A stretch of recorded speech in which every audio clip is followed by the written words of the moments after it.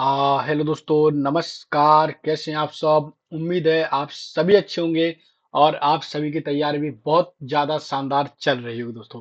Exam के बिल्कुल कुछ ही दिन बचे हैं और अब केवल समय है तो प्रैक्टिस सेट लगाने का है। तो तैयार हो जाइए मेरे साथ एग्जाम एक्सप्रेस के शानदार सफर में। आज की क्लासेस कुछ स्पेशल होने वाली है।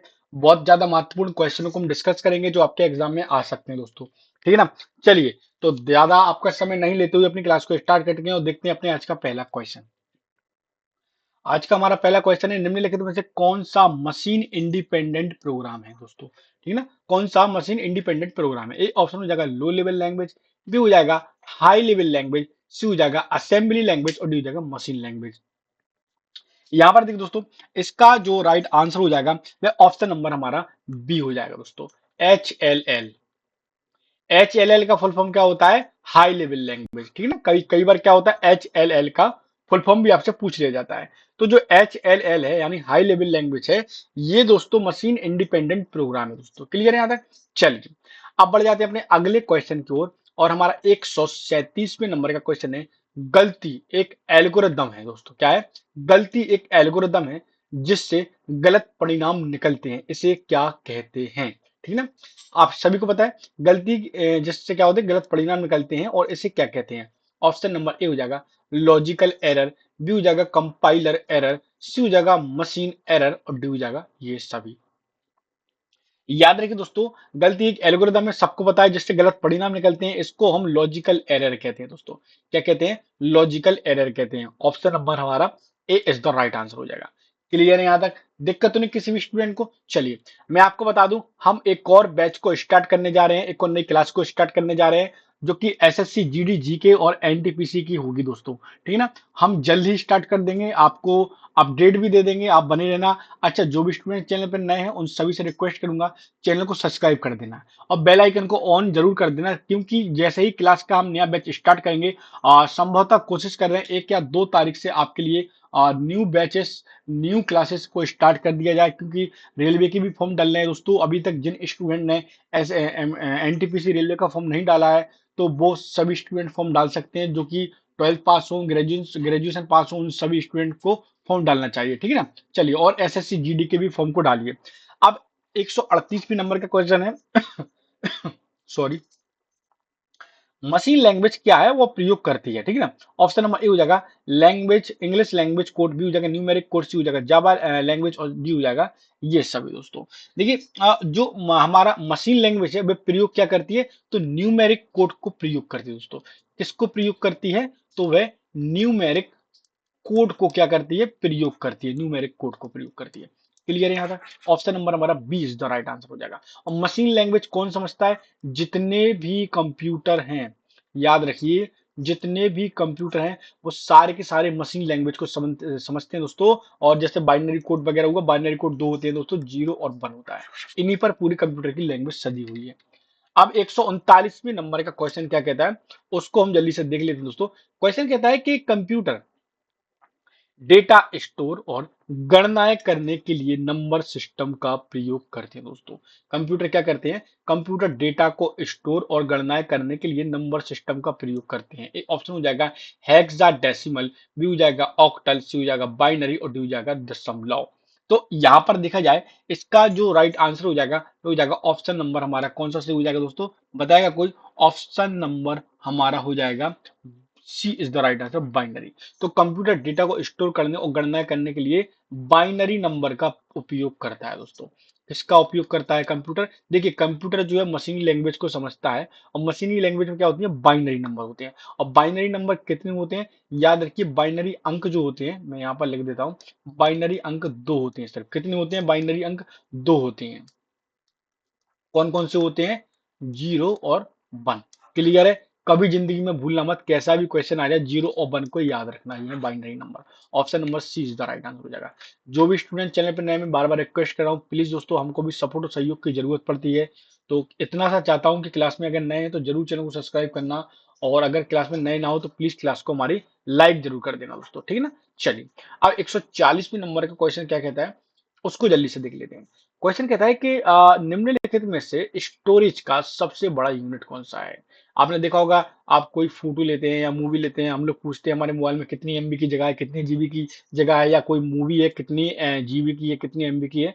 तो ऐसे ही सबसे बड़ा यूनिट कौन सा होता है? ए ऑप्शन हो जाएगा केबी, बी ऑप्शन हो जाएगा टीबी, सी ऑप्शन हो जाएगा एमबी, और डी हो जाएगा जीबी। याद रखिए दोस्तों, सबसे बड़ा जो इसमें यूनिट है वो कौन सा है?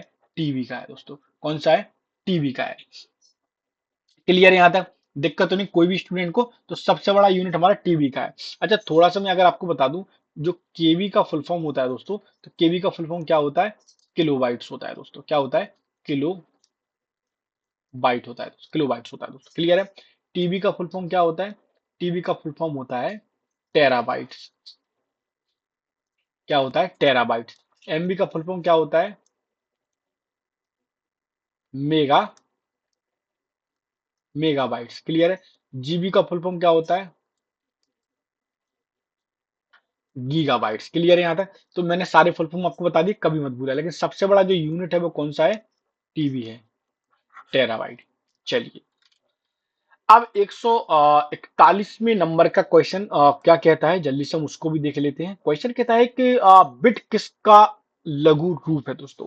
बिट जो है, बी आई टी, बिट किसका लघु रूप है? ऑप्शन हो जाएगा यहाँ पर हमारा मेगाबाइट का, बी हो जाएगा बाइनरी लैंग्वेज का, सी हो जाएगा बाइनरी डिजिट का, और डी ऑप्शन हो जाएगा बाइनरी नंबर का। तो बिट जो है दोस्तों, वह किसका एक लघु रूप है? याद रखिए, वह बाइनरी बाइनरी डिजिट का है दोस्तों। किसका है? बाइनरी डिजिट का। ऑप्शन नंबर हमारा सी इज द राइट आंसर हो जाएगा। क्लियर है यहाँ तक? चलिए, 142वें नंबर का क्वेश्चन क्या कहता है? अब जल्दी से उसको भी देख लेते हैं दोस्तों। 142वें नंबर का क्वेश्चन कहता है कि एक बाइट में कितने विकल्प होते हैं दोस्तों, या कह सकते हैं एक बाइट में कितने बिट्स होते हैं, ये आपसे पूछा जा रहा है। ए ऑप्शन हो जाएगा 64, बी हो जाएगा 16, सी हो जाएगा 8, और डी हो जाएगा 512 दोस्तों। याद रखिए दोस्तों, एक बाइट में 8 बिट होते हैं दोस्तों। Option number C is the right answer हो जाएगा। क्लियर है यहाँ तक? अब 143वें नंबर का क्वेश्चन है कि कंप्यूटर मेमोरी की सबसे छोटी इकाई क्या कहलाती है? कंप्यूटर मेमोरी में जो सबसे छोटी, अभी हमने सबसे बड़ी इकाई के बारे में देखा था, तो टीबी थी, यानी टेराबाइट थी। अब हम देख रहे हैं कंप्यूटर मेमोरी में सबसे छोटी इकाई कौन सी है? ए ऑप्शन हो जाएगा बिट, बी हो जाएगा बाइट, सी हो जाएगा मेगाबाइट, और डी हो जाएगा ये सभी। तो इनमें से सबसे जो छोटी इकाई है वह कौन सी है दोस्तों? याद रखिए, तो वह हो जाएगी हमारी दोस्तों बिट। क्या हो जाएगी? बिट। ऑप्शन नंबर हमारा ए इज द राइट आंसर हो जाएगा। क्लियर है यहाँ तक? चलिए, फिर बाइट हो जाएगा, ठीक ना? चलिए, 144वें नंबर का क्वेश्चन है, कितना बाइट मिलकर 1 किलो बाइट मिलता है, ये बनता है दोस्तों। यानी कितने बाइट, बी आई टी, कितने, सॉरी दोस्तों, बिट लिख दिया मैंने, बाइट लिखना था। चलिए, हाँ, तो कितने, मैं शॉर्ट फॉर्म में लिख देता हूँ, कितने बाइट मिलकर 1 किलो बाइट मिलता है दोस्तों? यानी 1 केबी का फुल फॉर्म क्या होता है? किलोबाइट। तो 1 किलोबाइट बनता है। ए ऑप्शन हो जाएगा 4096, बी हो जाएगा 1024 बाइट, और सी हो जाएगा 612 बाइट, और डी हो जाएगा इनमें से कोई नहीं। याद रखिए दोस्तों, तो कितना बाइट मिलकर 1 किलोबाइट बनता है? तो 1024 बाइट मिलकर 1 किलोबाइट बनता है दोस्तों। क्या होता है? 1024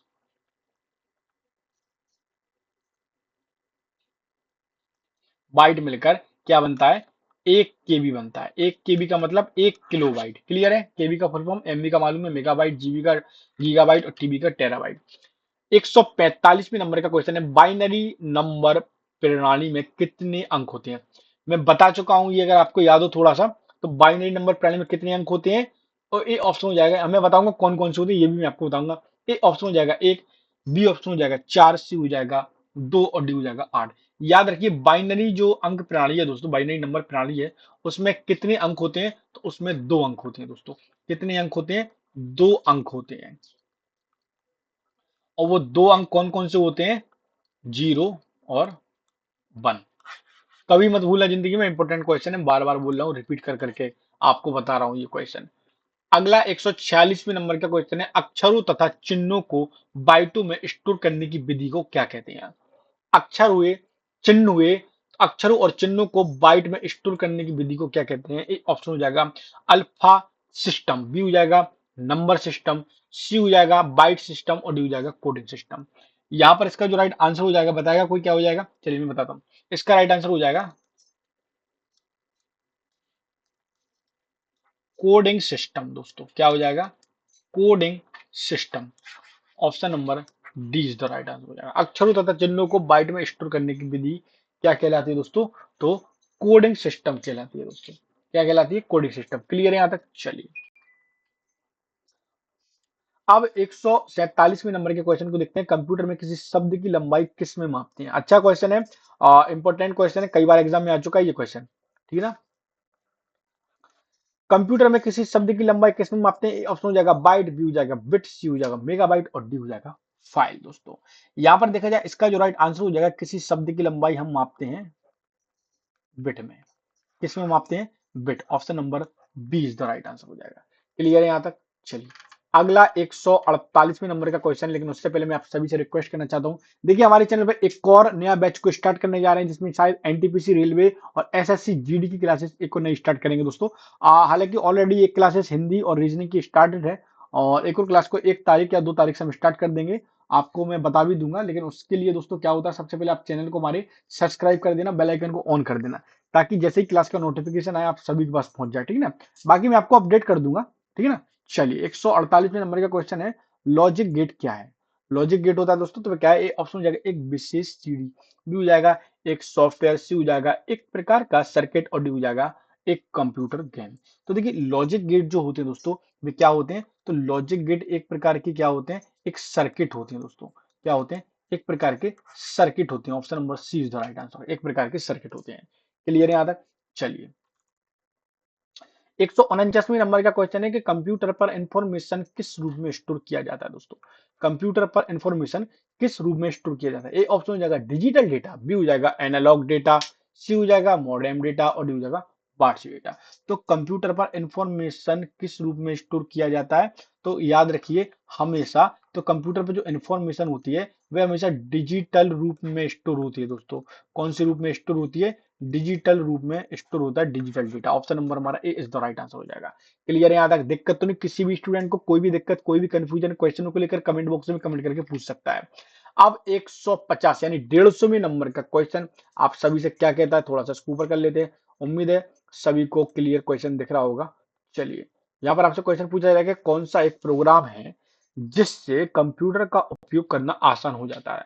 आपको बताना है इनमें से कौन सा एक प्रोग्राम है जिससे कंप्यूटर का जो है यूज करना, उपयोग करना आसान हो जाता है। ऑप्शन नंबर ए हो जाएगा एप्लीकेशन, बी हो जाएगा ऑपरेटिंग सिस्टम, सी हो जाएगा यहाँ पर हमारा दोस्तों नेटवर्क और डी हो जाएगा यहाँ पर हमारा यूटिलिटी। याद रखिए दोस्तों, कौन सा एक वेब प्रोग्राम है जिससे क्या होता है दोस्तों, कंप्यूटर का इस्तेमाल, उपयोग, यूज करना आसान हो जाता है। तो ऑप्शन नंबर हमारा D is the right answer हो जाएगा, यूटिलिटी। यूटिलिटी सॉफ्टवेयर के द्वारा। ऑप्शन नंबर हमारा D is the right answer है। क्लियर है दोस्तों यहां तक? किसी भी स्टूडेंट को कोई कंफ्यूजन तो नहीं? चलिए तो आज के लिए क्लास में इतना ही रहने देते हैं, और उम्मीद है क्लास और कंटेंट दोनों आप सभी को पसंद आए होंगे। कल हम एक और नई क्लास के साथ, एक और नए कंटेंट के साथ आप सभी के साथ मिलेंगे। जब तक के लिए दोस्तों, जय हिंद, जय भारत, वंदे मातरम।